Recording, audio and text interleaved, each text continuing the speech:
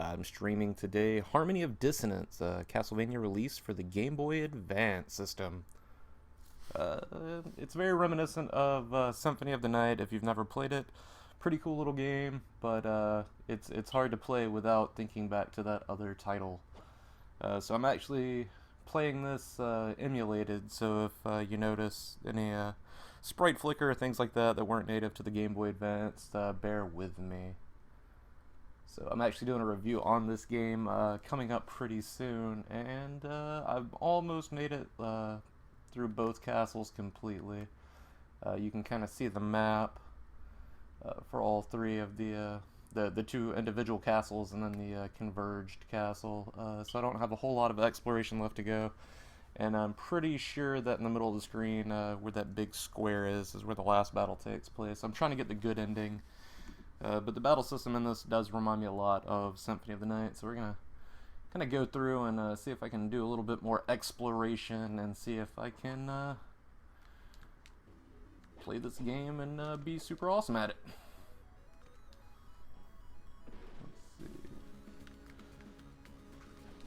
Ooh. Twilight Cloak. That's a thing. I think I'll keep my cross. One cool thing about this is there's actually a spellbook system which kind of lends some different powers to your sub-weapons. It's kind of in lieu of the sub-weapon item crash that was introduced in Rondo of Blood. It works very similarly. Instead of using just a regular weapon, which you use if they're all turned off, if you turn one of them on, like I'll show you the fire animation, it uses MP instead of hearts, and it'll actually do some cool extra stuff, so you can save your hearts.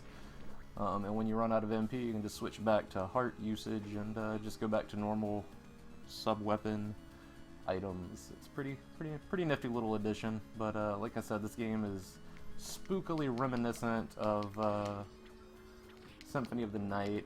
Even the character model looks similar to Alucard in that game, and despite having a Belmont whip, reminds me a lot more of that character than any of the Belmonts.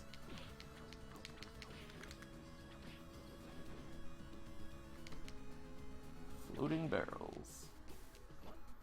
The natural nemesis of the Belmont.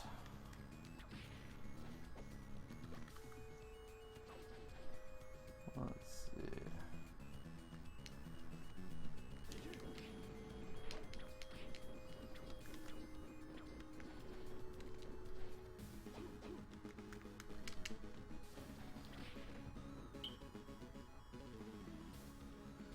Let's explore this area.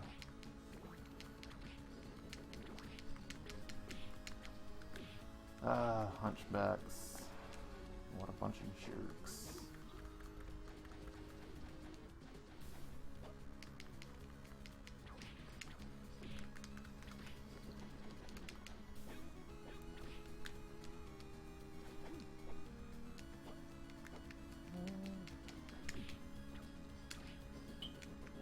Dude has some pretty cool powers, like the ability to do this. Oh, well, you can double jump, so that's pretty cool too, but you can also do that. Pretty nifty.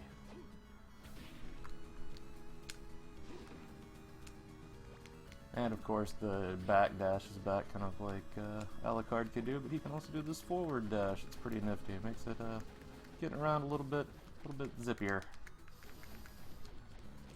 But yeah, the usage of the two castles is very reminiscent of Symphony of the Night. Unlike that game, though, instead of having to play an inverted one, you actually play two exactly like parallel-looking castles with some slight differences, and you have to traverse between them pretty regularly, trying to unlock both the corridors like in similar order in order to gain access to certain spots, and basically you want to try to get 100% in both of them so that you get all the secret stuff, all the cool little extra items and whatnot. Let's see.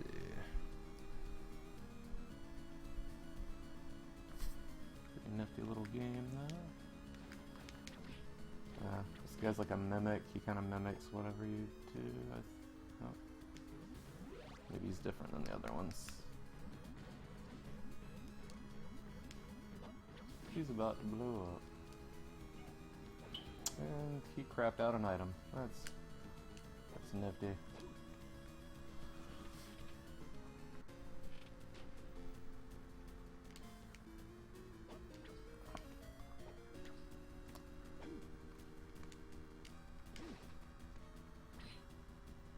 Wonder if I can break that. There's actually a whip that you can get that lets you crack open certain walls. Let's give it a go. No! Alright. Switch back to my much better whip. Let's see.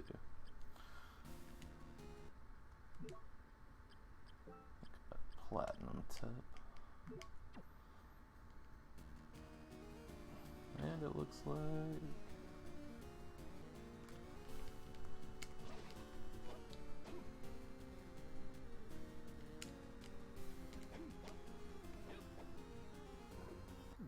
save often.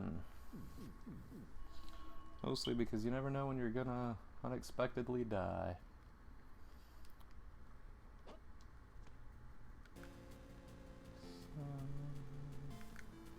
Let me go back and explore some of that grayed out area of the castle. I think I'm at like 95 on Castle A, so Castle B is where I've got most of the exploration to do. Let's see.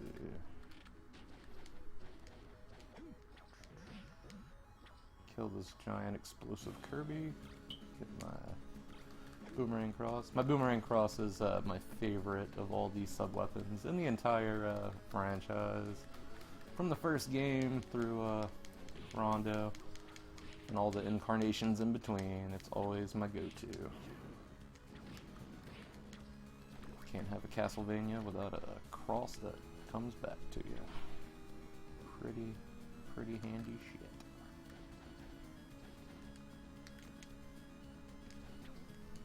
But this game, besides its biggest draw being like a pocket-sized version of Symphony of the Night, its biggest flaw is that it's also like a pocket-sized version of Symphony of the Night. With save rooms and things like that, and the ability to level up, there's not really any enemy that's going to be too difficult, and you can even use potions and elixirs and things like that, like in RPGs. So you can kind of survive some of the tougher elements of the game. Oh, check these out. They're called Simon Wraiths. They're a little shout out to the original stylings of Simon Belmont, using a whip just like him and dressed just like he was in those games. Pretty nice little nod. I think Simon Belmont would probably crap his pants if he could see how this dude moves around.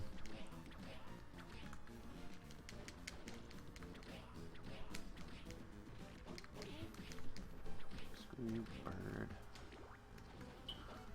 Alright. Fortunately, their whips don't seem to have the reach mine does.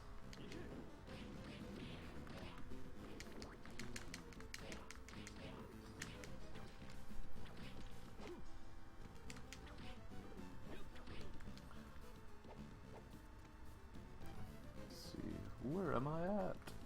I don't even know.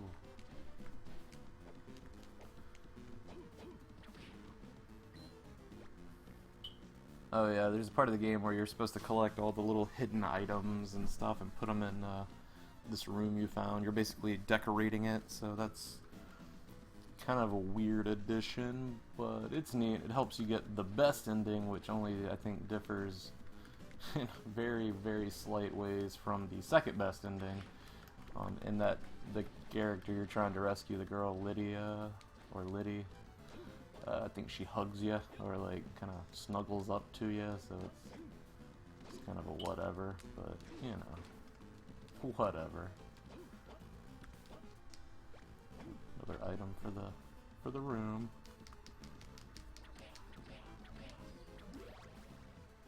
That's right, make me more strong. Oh shit.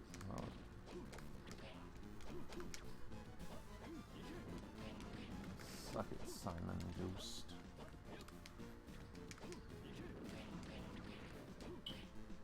Ooh. Crush boots! Why, yes, please. Let's see what these bad boys do. Is it a boot, or is it...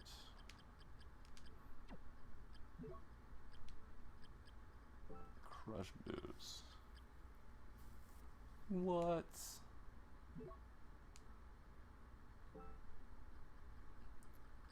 I think the other secret to getting the good ending is wearing both of the bracelets for the last fight. You have a bracelet from your friend, and then I think one that you already wore. So if you wear both, somehow you'll get the good ending. So that's neat.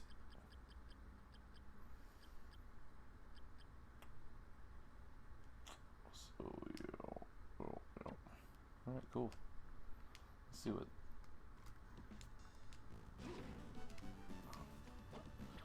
So, taking it, there's some areas that I should be able to bust through, including one down in the lower corner. There's that big gap. I'm gonna hit that up here in a sec. Neat. I actually got something I needed. Pretty cool. Give me your money, candles. That's where I had all my best possessions instead of candles and walls. Whatever. Makes sense.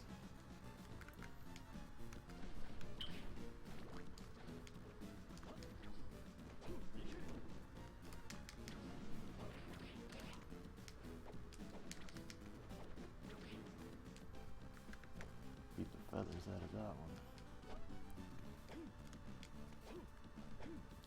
Where am I going? This way.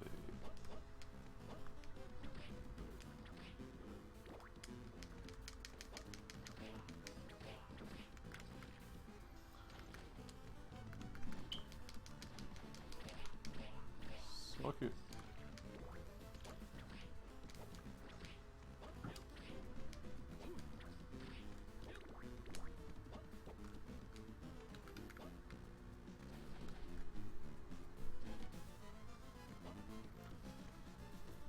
Well, it looks like I'm getting a fair amount of exploration done, at least.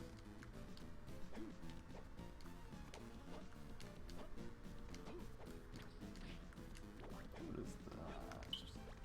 Some anti-venom for the devenoming. Status effects, that's another nifty thing they introduced in Symphony.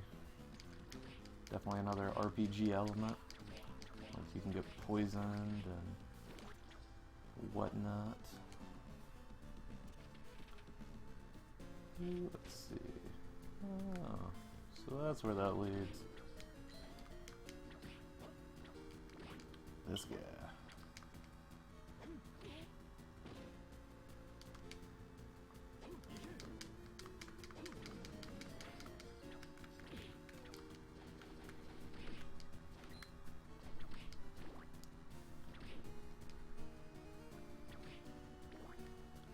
Let's see.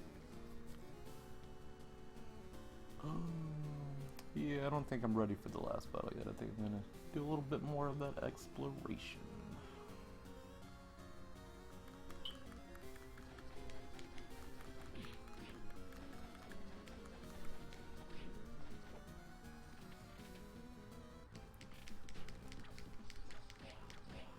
But yeah, I've spent a few hours playing this game and I really enjoy it.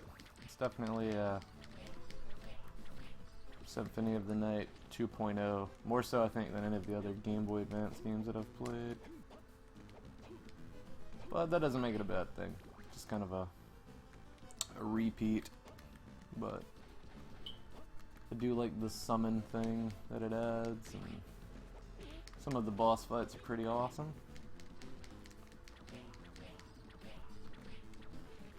And I do think this is the only game where the last boss isn't technically Dracula. I think it's like Dracula's ghost.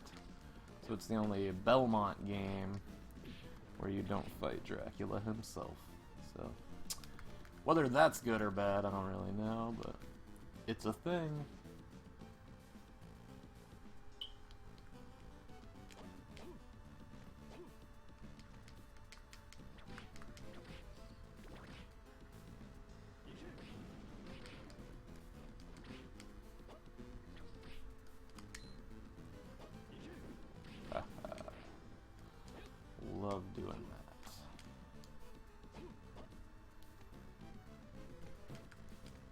Well, that's helpful. Take some of these potions.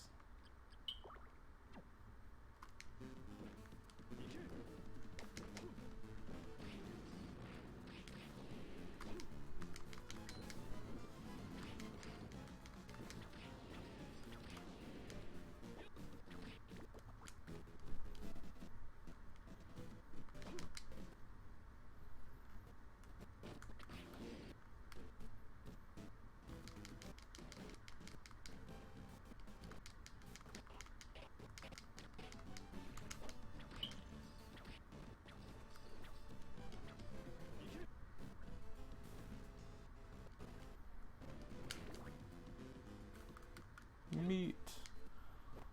Another disappointment, there's not actually meat hidden in walls in this game. Like, you can't crack open the walls to hit the meat, to get the heals. Kind of a bummer, but whatevs.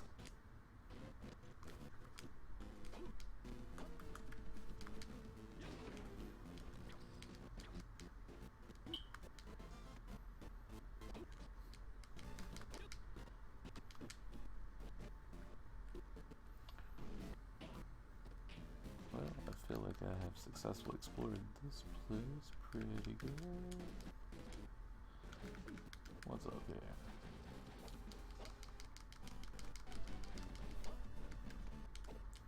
Give me your potion, son.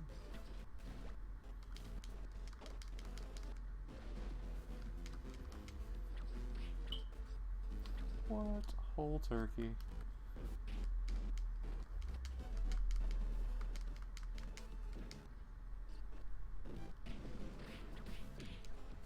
They're dealing some massive damage.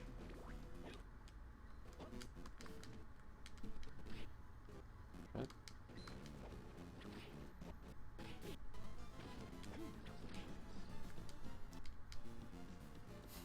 Okay.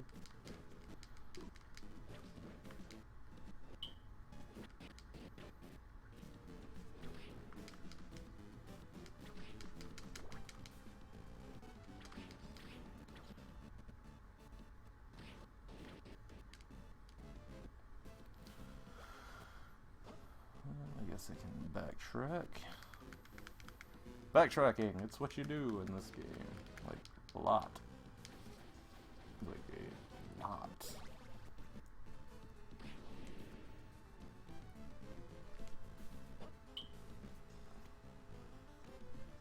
Wonder if this is a save room. It is! And the save rooms heal you and restore MP, so that's always a handy dandy little thing.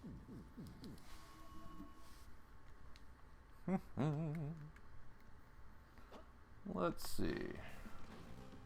What do we got going on? Nope. Give me my damn cross back. Hell yes, boss fight! Shit.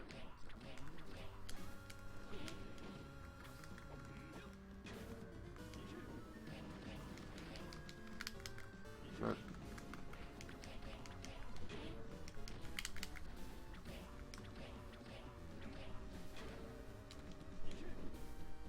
And that's my emulator menu, because I hit the wrong button. Shit. Also cool, you can add items to your body whenever you need. So like that drumstick, delish. Turkey, even better. No need to die during a boss fight. Wouldn't want there to be any consequence to being shitty, like me.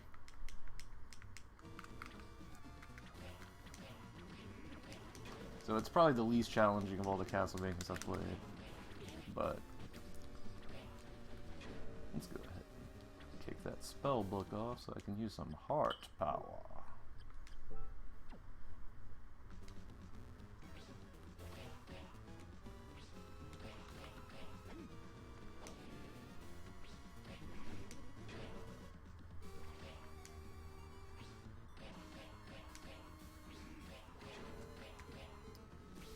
Damn, he blows up nice.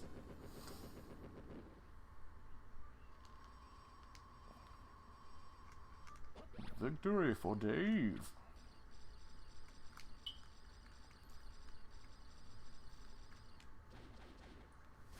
What? Oh, and the amount of hearts you can carry in this game are ridiculous.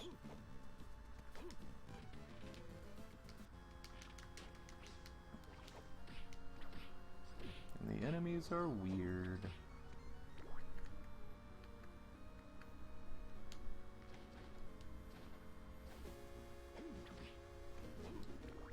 Have I been here? I have not.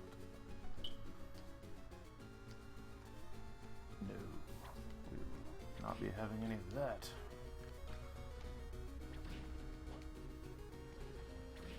Alright, so I need the Crushing Whip. Crushing Stone. It's kind of an obvious name. It's like Breaking Wall, with being the name of it.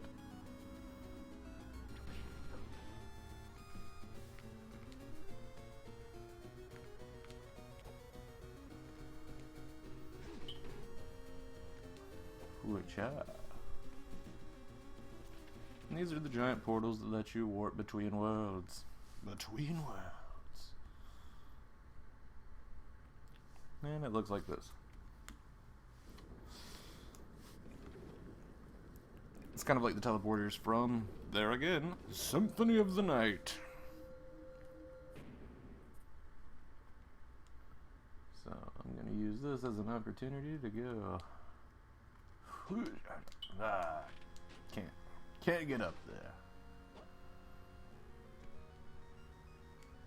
That is apparently a one-way trip. Shit. But you can use it to handy-dandy teleport between other points, which is a nifty thing. But now I've got to get back because I screwed up.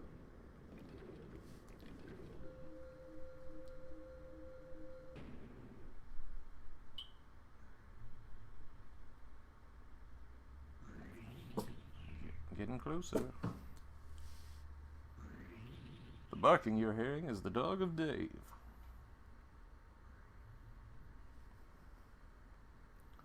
He's a mythical creature with great power. Actually, he's a Dachshund Chihuahua mix, so. But still pretty mythical. Still pretty mythical.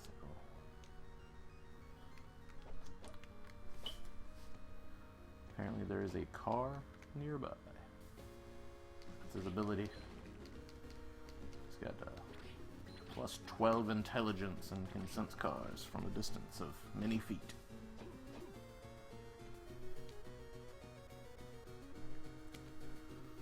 Let's see, did I explore? Saving often. So the portability of this game, I think, is enhanced by the fact that you can rock out with the saves. It's a pretty handy feature to have if you want a game to be enjoyable and also you know, pick it up, put it down. And they are everywhere. So you don't even need to use save states if you're running an emulator. It's pretty convenient where the saves are located. And the game's not so challenging or anything that you would actually probably die that often. If you play half cautiously, you'll have an easy time getting through it. It's definitely a departure from Castlevania and the difficulty. The best way to get the most enjoyment out of it would probably be to try not to level up as much as possible and defeat enemies, and refrain from using items, and don't use any of the summon spells or the magic tomes to enhance your sub-weapons. It'd probably get you a lot more of a genuine Castlevania experience where you have hard as hell bosses and you die a lot. And don't ever save, can't save, because that's not very Castlevania.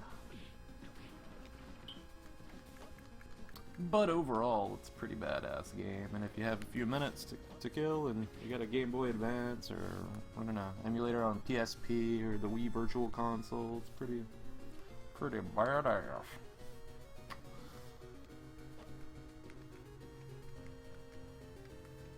Definitely would recommend it, but like I said, it's not the most earth-shattering of all Castlevanias, but pretty badass nonetheless. I mean, look at that shit.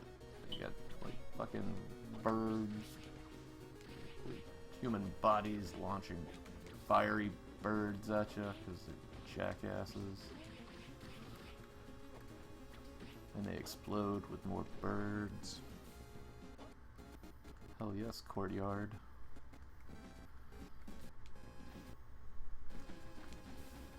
What? Oh yeah, look at that.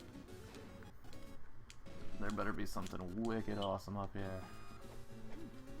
Or, you know, just whatever the hell that was. Ancient urn. Oh, that looks like an artifact. Collecting the artifacts kind of works the way they did back in Symphony of the Night also. Like, you have the certain abilities and things that you can use, like, I'll show ya.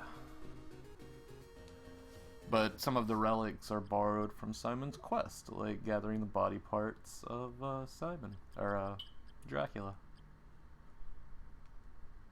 So the heart of Vlad negates petrification, so that's cool. The rib negates poison. Because I have his ring, apparently that gives me more luck. Oh yeah, the slide. That's a cool new little ability. Kind of like Richter had in Symphony of the Night. It's a cool game. It looks pretty good too for a Game Boy Advance title. It looks legitimately like a Super NES title. If somebody had to force me to pick like what system this was on, I would probably assume Super NES first. Let's see. The walk armor in this is a little bit different from the walk armor in Symphony of the Night. In that one, the more map you had unlocked, the more defense it would give you. In this one, it's not the case. In this one, it actually heals you while you walk. So that's kind of neat. But I don't really like it. But whatevs. I'm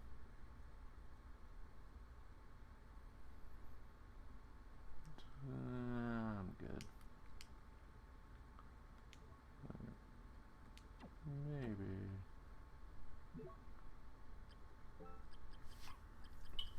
Actually, to hell with it.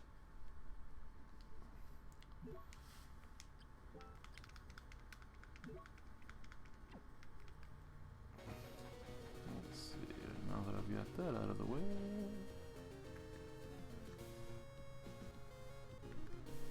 There's still a few areas to explore.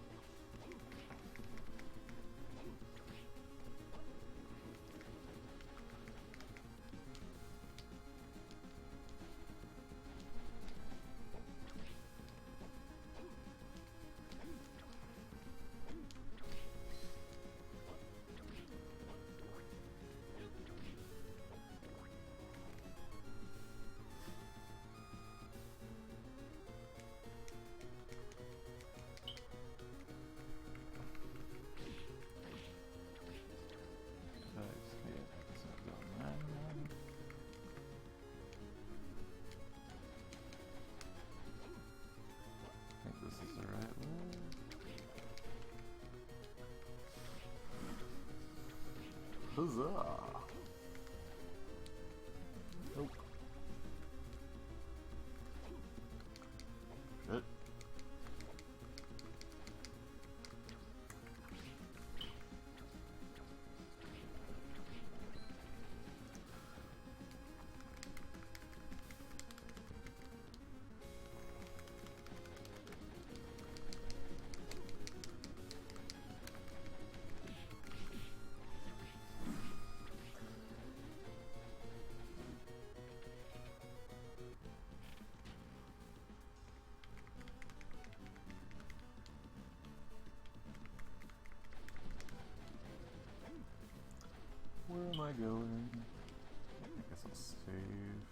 recharge.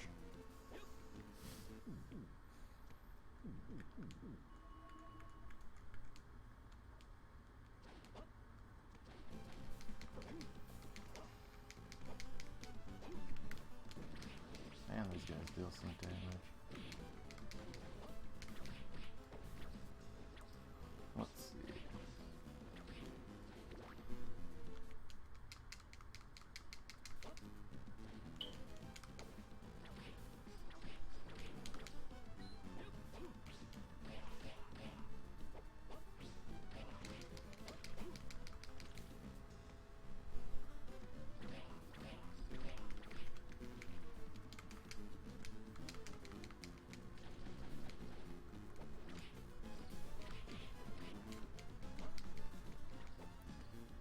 Huzzah! Well,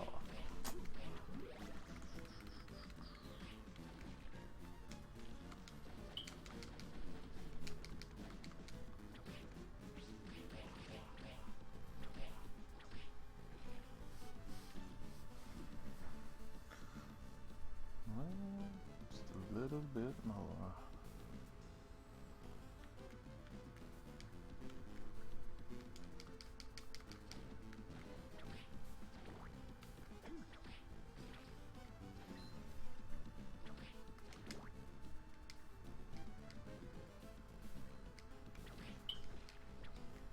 What a fucking skulls.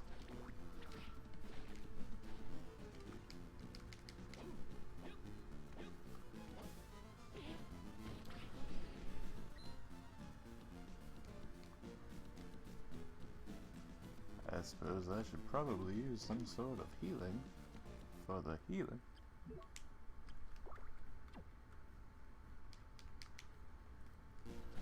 Where do I need to go? Oh, where to go?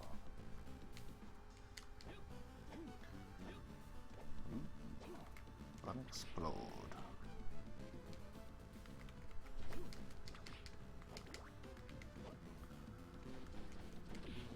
Turkey.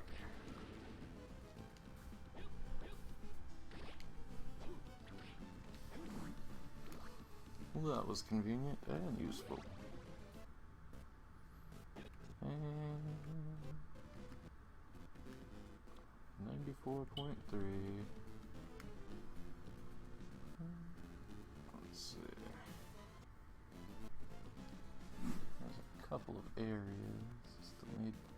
still need exploring.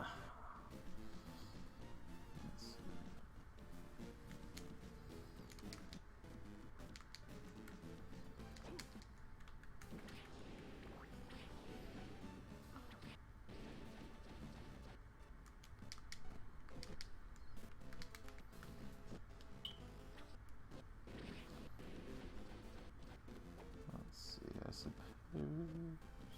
Back up.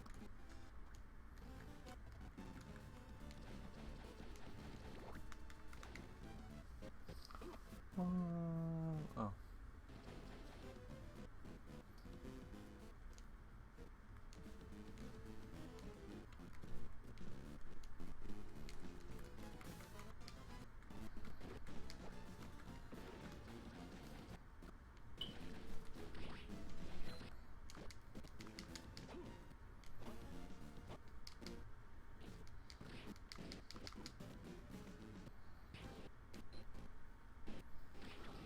Let's see. Nope. I actually need to head the other way. Ooh.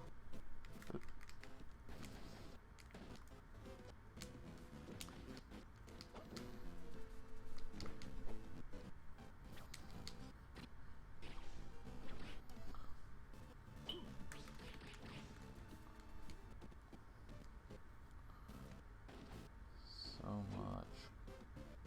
So much. Ooh. Twice his whip hit harder than mine. That's some bullshit.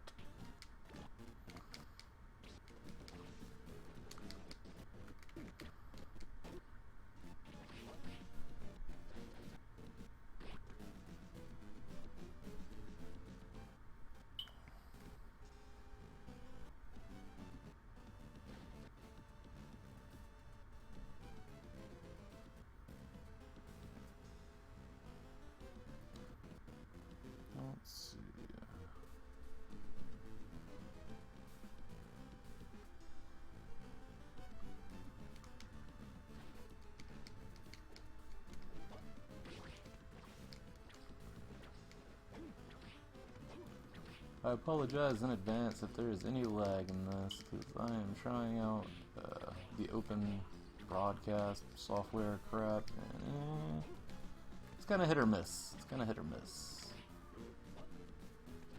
Okay. And that's why we save often, because I wasn't paying attention.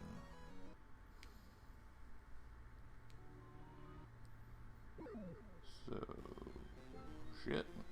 Alright.